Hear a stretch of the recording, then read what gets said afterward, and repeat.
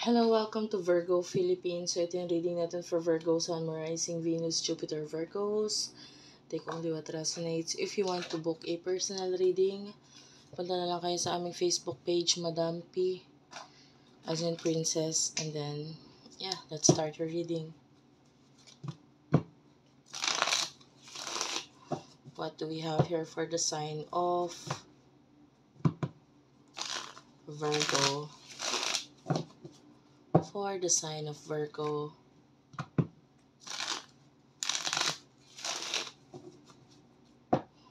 For the sign of Virgo. Kapalaran sa pag-ibig. You do have here the Queen of Cups, King of Pentacles. Okay. Kunin ko na rin yung sa side ng person na kakonect mo. Ito pwede magkapalit-palit roles ha, guys. By the way, may upcoming akong raffle sa sa ipopost ko itong upcoming raffle na ito doon sa aming band page, which is yung Sibol, bandang Sibol. I-search mo yan sa Facebook. Ayan, dyan ko ipopost yung upcoming raffle reading na naman ito. So if you want na makatry na dito, manalo dito, you might want to follow us dun sa page na yun. Malay mo, chance mo to. You do have your Temperance, Hangman. Ito dalawang major arcana to. And then kanina, the Lovers, Gemini energy nagpakita rin. Bottom of the deck is a 10 of Wands. Someone is really waiting for you, Virgo. Pero ikaw, wala ka kasing pakialam. I see you as, you're just, hayaan mo na, si universe na bahala. Parang ganun. Kung ano ibigay ni universe, kung ano meron, ganyan. You're just focusing on the King of Pentacles. Ano yung magbibigay sa iyo ng money, stability, career, and I feel like you're happy sa kung ano yung mga meron ka. Basta you're just letting the universe give you what you deserve in life. And yung iba sa inyo, you have learned how to surrender. Ganun na din sa relasyon. Ganun na rin sa connection, sa love. Natutunan mo na mag-surrender. Pero there's a person who's really waiting for you. Ten of Wands. I feel like may nag-end sa inyo na tong person na to. And may mga bagay siyang hinihintay. This could be a person na there's a Sagittarius energy here. So, it could be malakas ang kanyang Sagittarius sa kanyang natal chart. Or maybe this person is kakonect mo while you're still studying. Or it could be a teacher, a guru, or maraming naituro sa'yo. Pwedeng siya mismo nagturo or natutunan mo through the help of this person. Pwedeng usaping spiritual. Like pwedeng natuto ka or nalaman mo yung tungkol sa astrology or tarot reading because of course na-curious ka regarding this person. This person's really waiting. Naghihintay siya.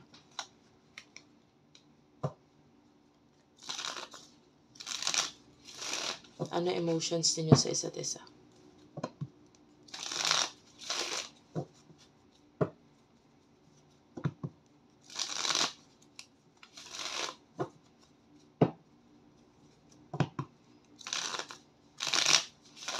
Yung gamit kong card guys, medyo pagpasensyahan mo na. Medyo luma na kasi to. Ayan, as you can see, makikita mo yung card, medyo crumpled na siya.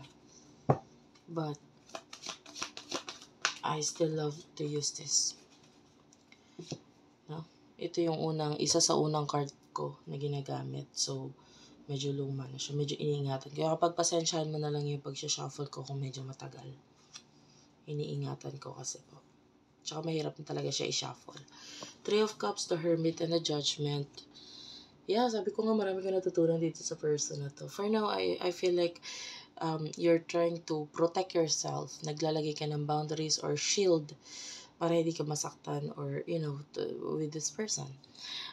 You see this person as a friend or with a Judgment.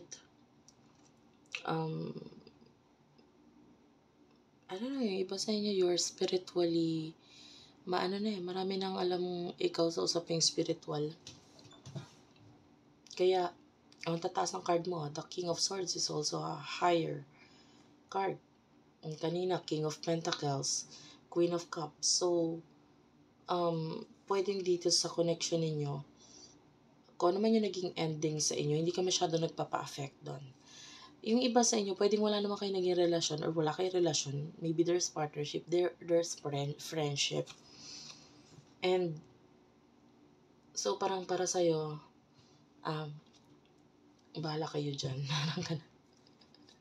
Bahala ka dyan. Yung iba sa inyo, if this is a friend, pwedeng may nag-end sa inyo nitong friend nito. And then this person is naghihintay siya ng message or something sa'yo na kailanganin mo siya, etc. Pwede naghihintay siya ng ganun. I can see Scorpio, Sagittarius, energy.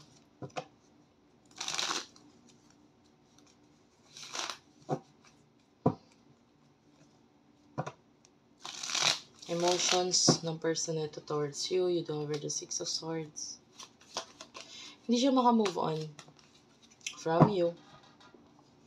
Hindi siya makamove on. Page of Cups. Feeling niya ang laki nang nawala sa kanya. And hindi ko rin siya nakikita makapag-take ng action sa ngayon. Four of Wands. If this is a friend, pwede may kinalaman sa stability. Maybe this person is currently having problem pagdating sa stability niya. Then ikaw yung nakikita niya solusyon or sagot. And pwede naghihintay siya ng message or kasagutan regarding sa'yo. Kasi financially, pwedeng hindi siya okay. And yung maybe may kinalaman sa kanyang home, problem regarding home or house, literal. And yeah, this person is really sad right now. May mga plano siya na hindi niya maisakatuparan yung plano niya kasi nga hinihintay ka din niya. And then,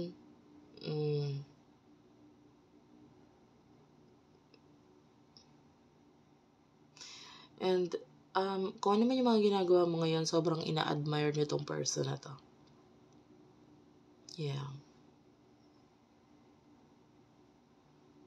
And I feel like ngayon wala siyang kakayahan na sumusunod lang siya sa agos na kung ano man yung madala nitong connection ninyo. Sa love, itong person na to is really broken-hearted. Like, I can see the pain here. Sobra siya nasasaktan. Bakit siya nasasaktan? Yeah, this person can feel the spiritual connection. This past person. Nakikita ka niya sa panaginip niya. Nasasaktan siya kasi nakikita ka niya sa panaginip niya. Feeling niya wala siyang mukhang may harap sa'yo kasi ang pangit ng tingin niya sa sarili niya. And ikaw, ganito tingin niya sa'yo. Then parang shallow niya sa sarili niya. I have nothing. I have... Gusto niyang maghabol actually. Gusto niyang mag-take ng actions. But, you know, medyo nagigising siya spiritually ngayon. Awakening sa connection ninyo. Yung iba pwedeng ikaw kasi already awakened ka na, gising ka na.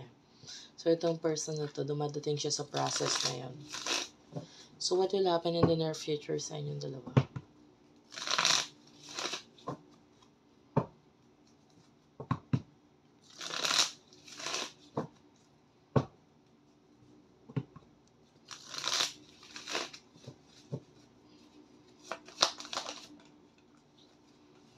Plan of Pentacles, I can see money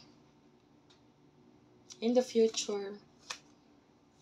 The lovers, this is Gemini energy, magandang partnership, hindi lang sa love, but rather, pwedeng sa mga nakaka-partner mo na may kinalaman sa pera, or, you know, you're thinking about positivity in the future, there's positive na mangyari sa buhay mo, and malaki ang may tutulong ng partners mo, love or partner in money, para may sakatuparan mo ito. You have a good future here. Napakaganda. Balance. Ace of Cups, of course, this person still loves you. And in the future, Ten of Wands. Kanina pa nagpapakita itong Ten of Wands. Itong person to gusto niya mag-move or lumipat. Maybe malapit sa'yo. And the Seven of Wands is here. Namimiss ka niya talaga eh. I want to clarify the Seven of Wands. What's with the Seven of Wands? Yeah, the Magician is here. Gusto niya mag-take ng...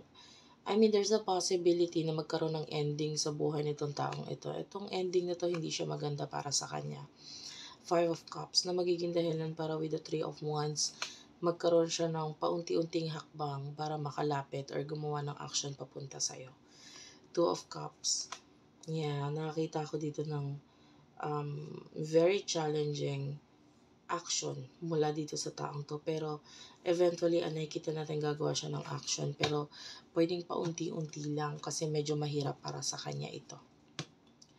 And yeah, this person really loves you, admires you. Bakit ang hirap? Alam mo, sa totoo lang, hindi ka mahirap mahalin. Mahirap lang talaga siyang magpakita ng pagmamahal na yun papunta sa'yo. Kung may kinalaman sa love to. Yung iba kasi friendship lang eh. Pero kung may kinalaman sa love, itong person na to, ano siya, parang hindi siya nahihirapan. Or nahihirapan siya mag-take ng actions kasi hindi niya alam kung paano niya gagawin yung action na yan, papunta sa'yo. And may mga changes siyang gagawin sa buhay niya, sa sarili niya para magawa itong action nito ng paunti-unti. Kasi kita natin nagkakaroon siya ng awakening. So thank you for watching. I love you all guys and bye-bye.